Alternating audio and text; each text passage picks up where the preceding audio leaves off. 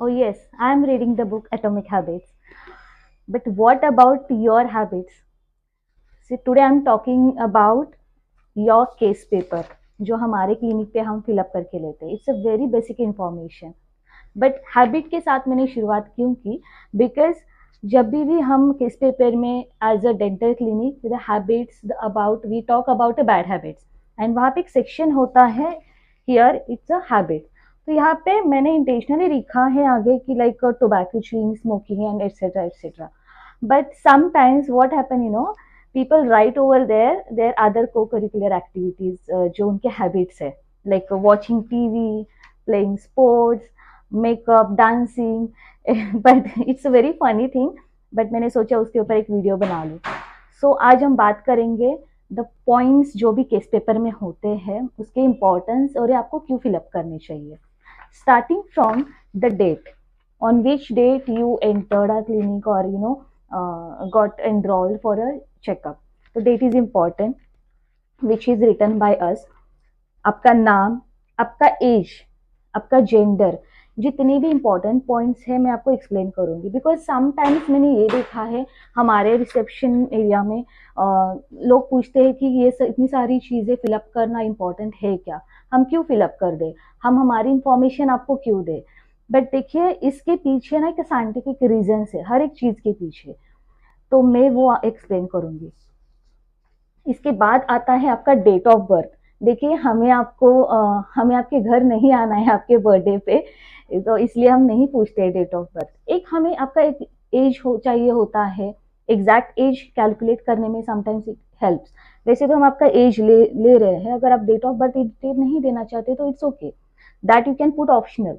but contact number is very much important, and also we have mentioned an emergency contact number because sometimes contact number is for कि हम आपको बाद में connect कर पाए कि आपके अपॉइंटमेंट्स है या आपको अपडेट्स आ जाए हमारे क्लिनिक की तरफ से, इसके लिए कॉन्टैक्ट नंबर है.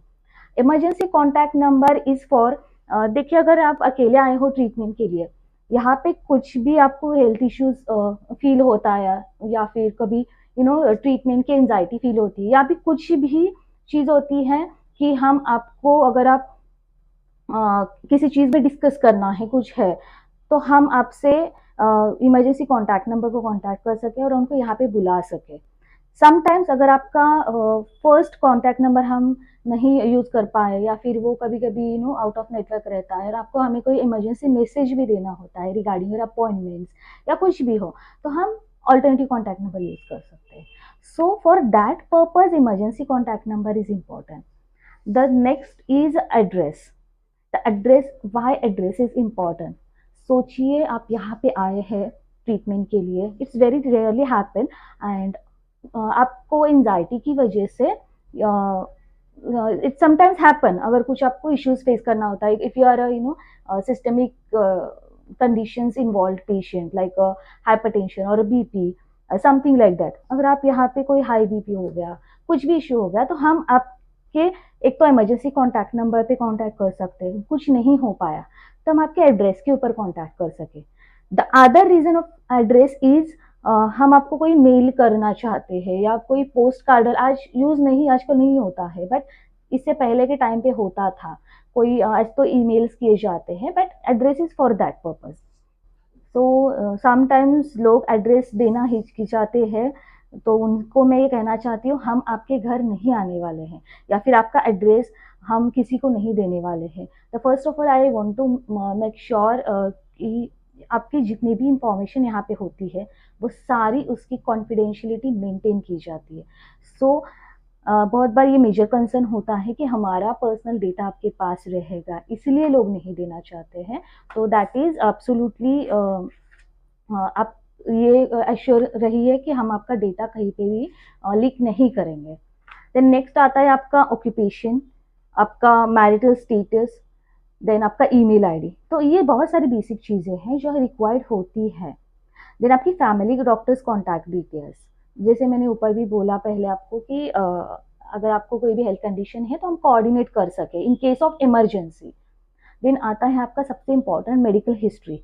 ये बहुत बार हाइड की जाती है, लोगों को लगता है ये सिर्फ डेंटल क्लिनिक है तो मेडिकल हिस्ट्री क्यों चाहिए.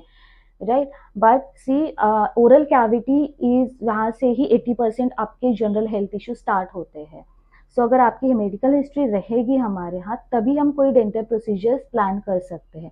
देर आर मेनी डेंटल प्रोसीजर्स जो मेडिकल कंडीशन के साथ हम नहीं कर सकते हैं, तो for that reason we need your medical history. Now habits. Habits अगर आप हाइड भी करोगे तो हमें पता चल जाता है, बट अगर आप हमें बताएंगे तो हम अकॉर्डिंगली हमारा line of treatment and way of treatment हम चेंज कर सकते हैं। तो हैबिट्स इज जो इम्पोर्टेंट।